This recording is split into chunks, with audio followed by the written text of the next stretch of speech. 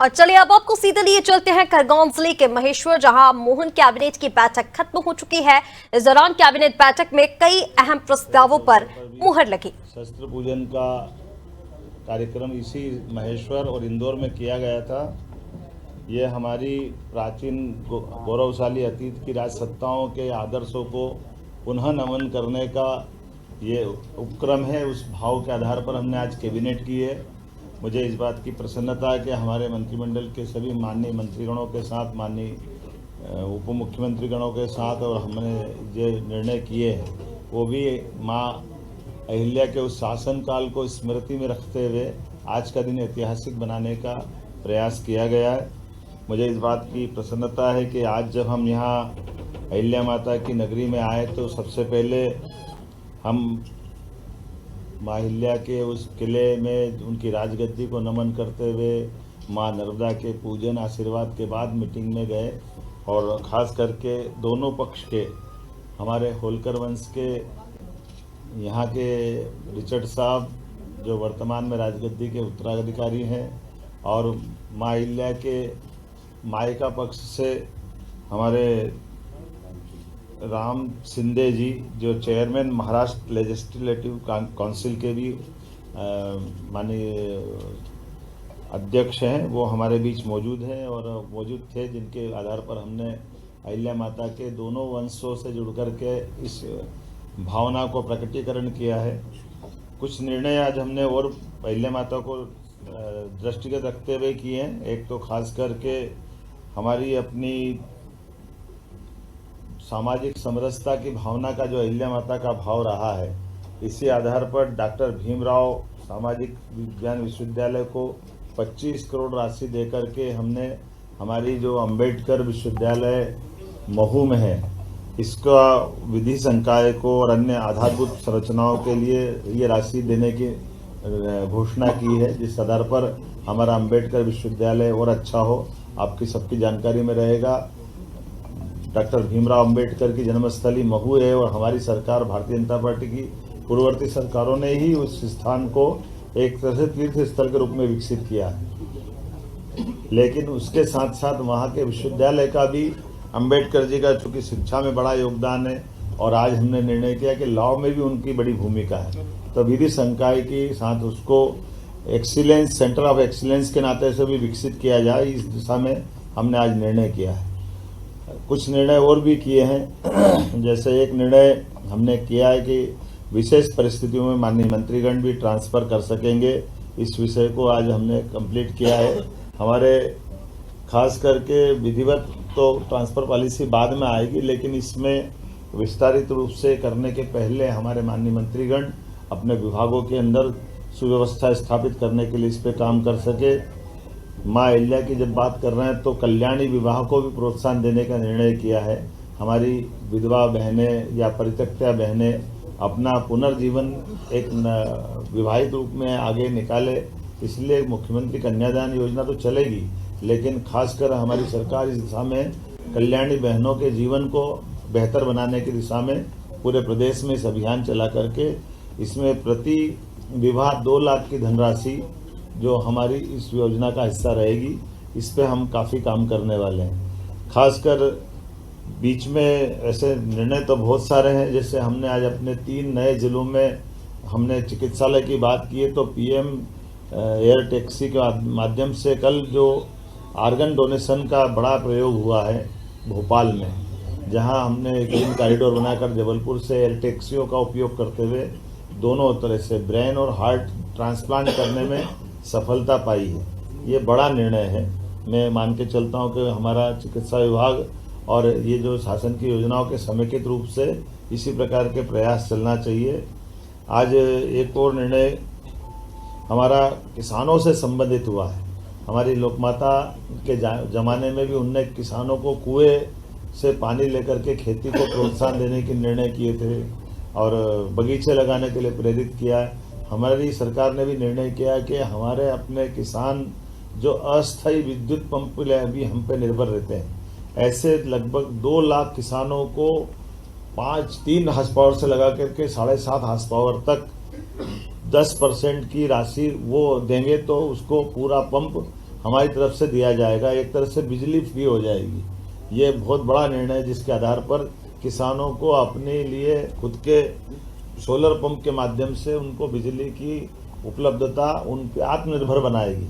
जो किसान या अन्नदाता ऊर्जादाता बने, इस भाव के आधार पर आगे जा कर के हम अपने 30 लाख बाकी स्थायी कनेक्शन वाले हैं उनको भी पॉलिसी बना के आगे की समय डिक्लेयर करेंगे। लेकिन अभी अस्थायी पंप धारकों को ये बड़ी मदद देने का आज निर्णय किया है।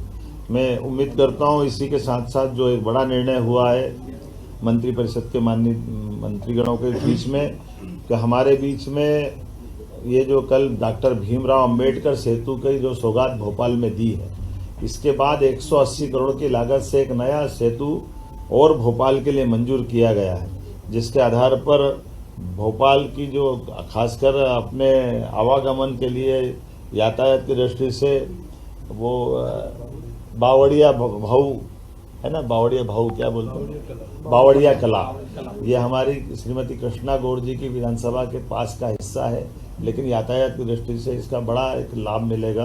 तो कुल मिलाकर के जब ग्लोबल इन्वेस्टर समिट हम कर रहे हैं भोपाल में, तो भोपाल की होने वाली ग्लोबल इन्वेस्टर समिट का भी प्रेजेंटेशन, पावर प्रेजेंटेशन के माध्यम से पूरा माननीय मंत्रीगणों के सामने सीएस और पीएस ने रखा है।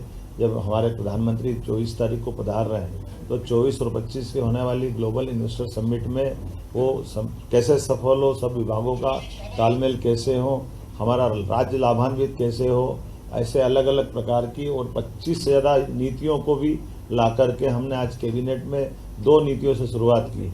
हर विभाग की सुगमता के साथ व्यापार व्यवसाय में बढ़ावा देने वाली और कुल मिलाकर के राज्य की अनुकूलताओं से बाकी लोग लाभान्वित कैसे हो और राज्य भी लाभ कैसे उठाए, इस दिशा में हमने बड़ा निर्णय किया है। आज ये गेमिंग से लेकर के एक और खास करके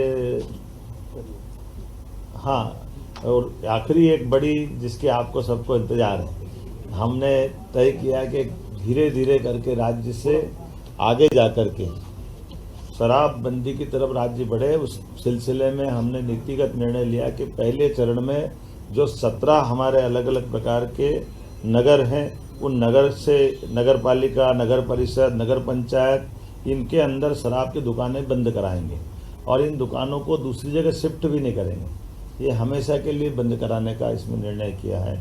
इसमें 17 धार्मिक नगरों में से एक नगर निगम है, 6 नगर पालिका है, 6 नगर परिषद है, 6 ग्राम पंचायत है। और ये जैसे उज्जैन नगर निगम संपूर्णतः शराब की दुकानों से बंदी रहेगी।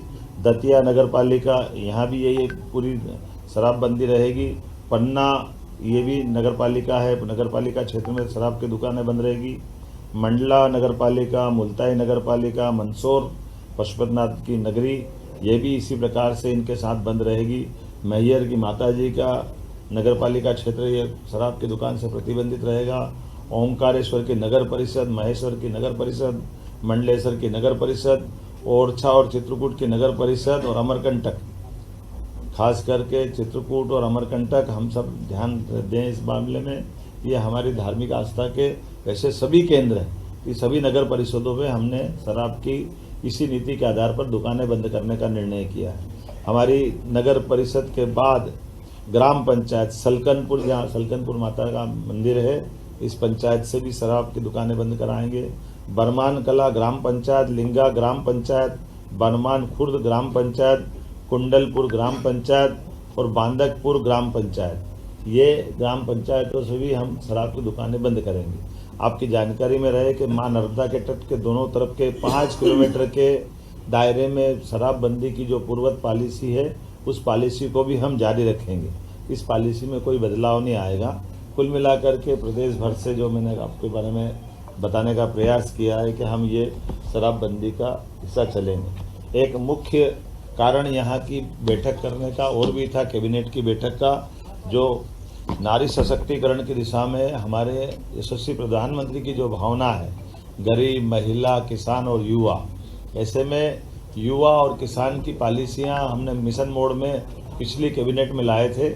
आज ये नारी सशक्तिकरण की दिशा में हमारे कैबिनेट का पहला ही एजेंडा था, जब हम अपनी बहनों की ज़िंदगी में बेहतर से बेहतर सरकार क्या मदद कर सकती है और स्त्री सशक्तिकरण का ये सबसे सक्षम उदाहरण राज्य बने, इस दिशा में हमने आज खासकर महिलाओं की सामाजिक आर्थिक विकास के उद्देश्य के लिए विमेन लीड डेवलपमेंट प्रयास के आधार पर हमने ये पूरा योजना बनाई है, जिसमें शिक्षा, स्वास्थ्य, पोषण, आर्थिक विकास और सुरक्षा, साथ ही साथ महिलाओं और बालिकाओं की विभिन्न सरकारी सेवाओं में पहुंच निश्चित हो, महिलाओं के आर्थिक स्वावलंबन, समाज में आर्थिक भागीदारी बढ़ाने के एकीकृत प्रयास करना, समाज में महिला और बालिका की सकारात्मक व्यवहार हेतु परिवर्तन, पुरुष संवेदनशीलता बढ़ाना, ये ऐसे कई प्रकार के कामों के साथ हमने मिशन मोड पे चलने का प्रयास किया है, जिसमें मिशन के प्रमुख लक्ष्य में जन्म के समय लिंगानुपात 5 अंक प्रति 1000 की वृद्धि में वृद्धि करना,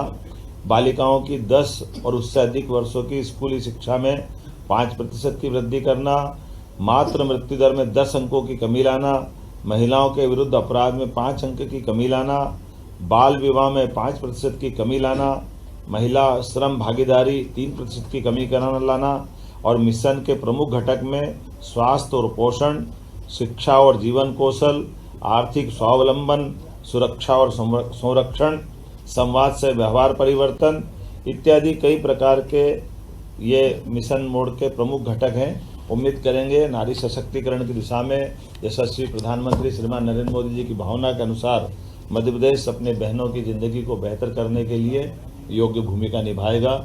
ऐसे और कई सारे विषय हैं, लेकिन आज तो आनंद है इस बात का कि आज पुनः 300 साल पुरानी राजधानी चैतन्य हुई है। हमारी राजधानी का वो जो पुराना गौरव होलकर साम्राज्य का समय का आज वो हमको अपनी आंखों के सामने दिखाई दे रहा है।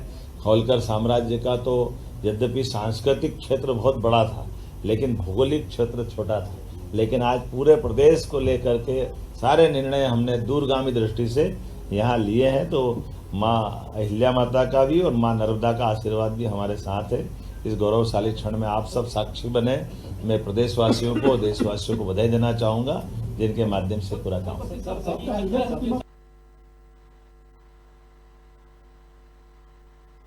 दुकानें बंद कर दी ना, दुकान जब मिलेगी नहीं तो कहाँ से पिएगा।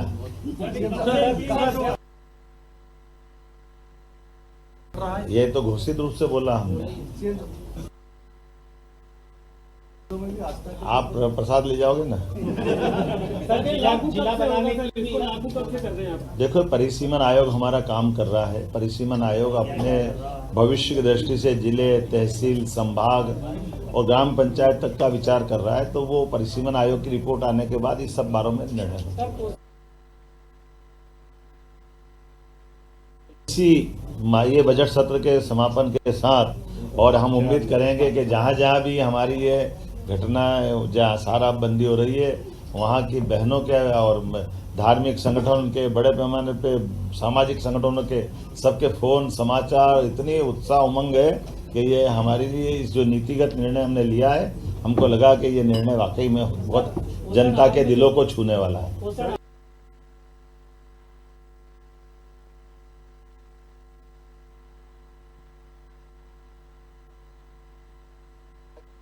सारी बात आ गई। बहुत धन्यवाद।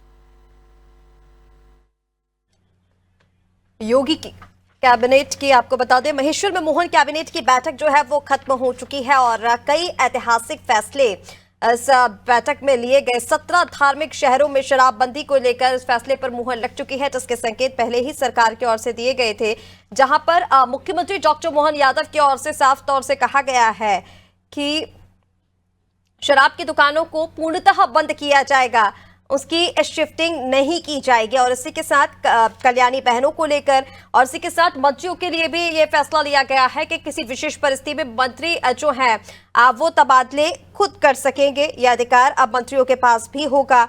और इसके साथ ही जो सबसे ऐतिहासिक फैसला रहा है, बड़ा फैसला, क्योंकि धार्मिक नगरी में ये मोहन कैबिनेट की बैठक थी, ऐतिहासिक बैठक, जिसमें जो धार्मिक स्थल हैं वहां पर शराबबंदी कर दी गई है, यानी कि शराब पूरी तरह से वहां पर बैन रहेगी।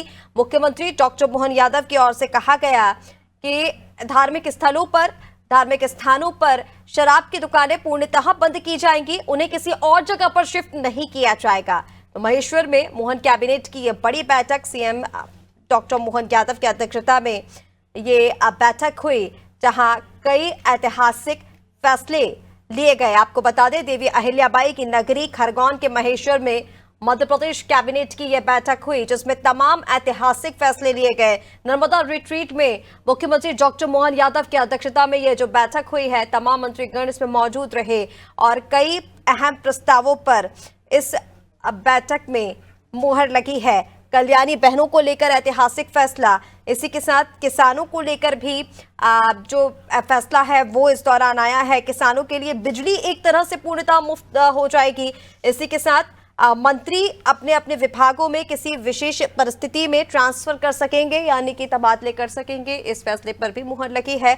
और सबसे ज्यादा अहम फैसला, बड़ा फैसला और जिसकी चर्चाएं पहले से ही थी कि जो धार्मिक स्थल हैं वहां पर शराबबंदी कर दी गई है, यानी कि वहां पर शराब की दुकानें पूर्णतः बंद होंगी।